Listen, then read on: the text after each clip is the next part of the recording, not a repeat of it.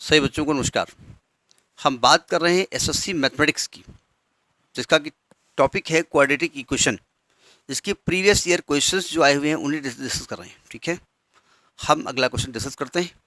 आप देखिए उन्हें और एंजॉय करिए।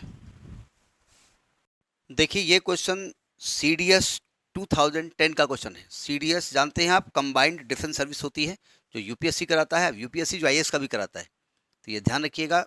अब पेपर ठीक होता है क्योंकि सीडीएस एक अच्छी पोस्ट है।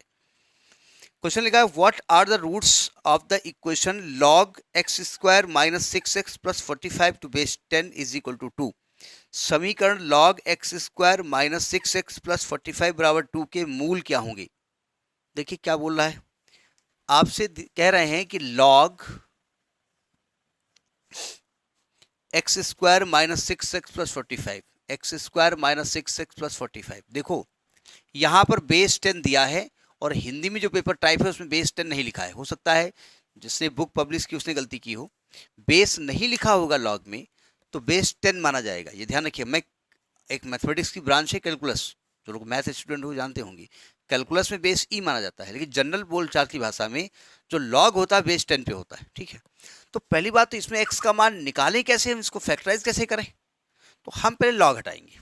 तो आप जानते हैं लॉग हटाने का तरीका क्या होता है कि ये जो इसको लिखते हैं, ये चीज़ देखिए, जैसे 5 स्क्वायर बराबर 25 लिखा हो, है ना, इसको कहते हैं एक्सपोनेंशियल फॉर्म, घातांक नियम। इसको अगर लॉग में लिखना हो तो लॉग, ये जो इक्वल टू यहाँ लिख देते हैं, बेस यहाँ लिख देते हैं, पावर यहाँ लिख देते हैं। तो अगर लॉग घटाना हो तो 5 की पावर 2 बराबर 25, यानी 10 की पावर 2 बराबर इतना, यानी इसको लिख सकते हैं x square minus 6x plus 45 बराबर 10 की पावर 2। हो गया, लॉग का काम खत्म हो गया। यानी ये लिखा है x square minus 6x plus 45 बराबर 100, तो माइनस 100 बराबर 0। X square minus 6x minus 55 बराबर 0। अब माइनस 55 है, यानी 55 के ऐसे टुकड़े करिए जिनको माइनस करने पर 6 मिले। तो आप जानते हैं 11 25 55, 11 माइनस 5 6। तो ये क्या लिखा है, एक्स स्क्वायर माइनस 6 को लिखेंगे 11 माइनस 5 एक्स माइनस 55 बराबर 0। अब इस x को अंदर ले जाओ इधर से, इस माइनस को अंदर ले जाओ इधर है। ध्यान रखिए माइनस जाकर के अंदर के साइन को चेंज करेगा, तो ये हो जाएगा x square minus 11x plus 5x minus 55 बराबर 0।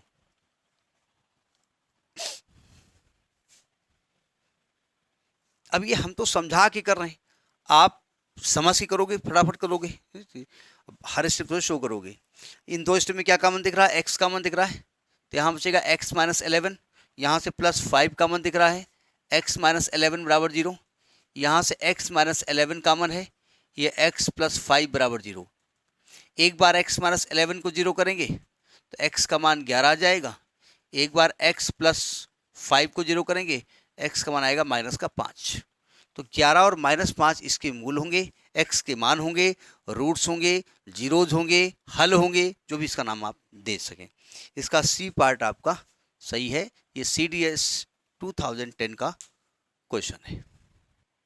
देखिए ये क्वेश्चन भी CDS 2010 का है।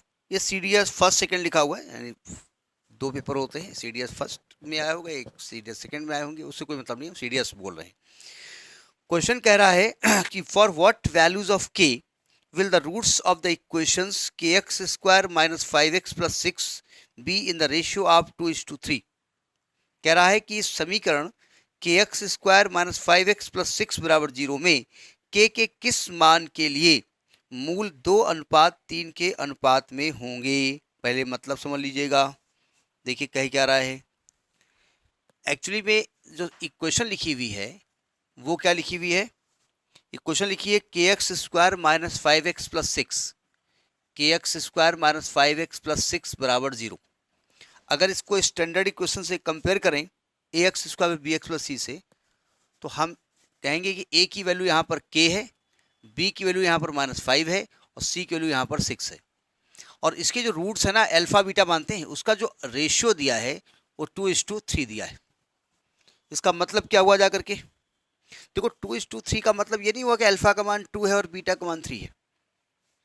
2:3 मतलब 2/3, ये 20/30 भी हो सकता है, 200/300 भी हो सकता है। आप कॉमन फैक्टर को काट देते हैं तब रेशियो लिखते हैं, तब अनुपात लिखते हैं। ठीक है, तो यानी कि आपने कॉमन फैक्टर यहाँ पर काट करके 2/3 लिखा है। तो हम ऐसा करते हैं कि अल्फा को मान लेते हैं 2a मान लेते हैं और बीटा को मान लेते हैं 3a। यानी हमने जो कॉमन फैक्टर था ना जिससे कैंसिल कर दिया अनुपात को, वो a है। जैसे 200/300 था, हमने 100 से काट दिया था।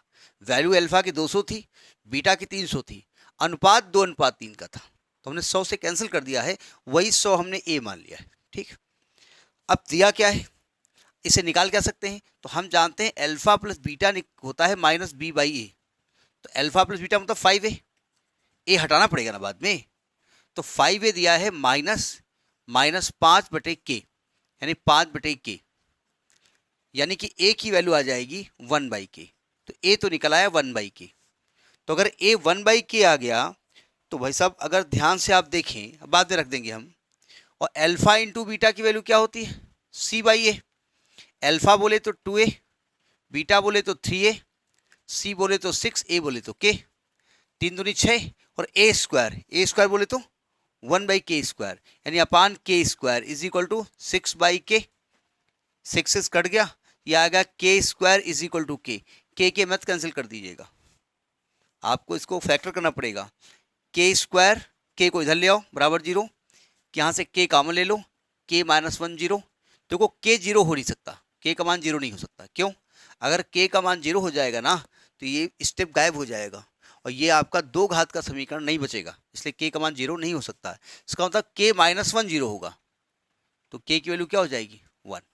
ठीक है, इस प्रकार से वैल्यू निकाल सकते हैं। अब जो थोड़ा सा टेक्निकल ब्रेन वाले स्टूडेंट होंगे, साइंस वाले, वो फट से जो k की वैल्यू दी हुई है ना इसमें, उसको फट से यहाँ रख करके देखेंगे और इसके तलाक से फैक्टर कर लेंगे, और जो फैक्टर में रेशियो 2:3 आएगा वो कर लेंगे। वैसे तलाक से भी करने वाला है, बहुत टफ नहीं है। ठीक है, तो this is the CDS 2010 paper. ठीक, नेक्स्ट वीडियो। Thank you.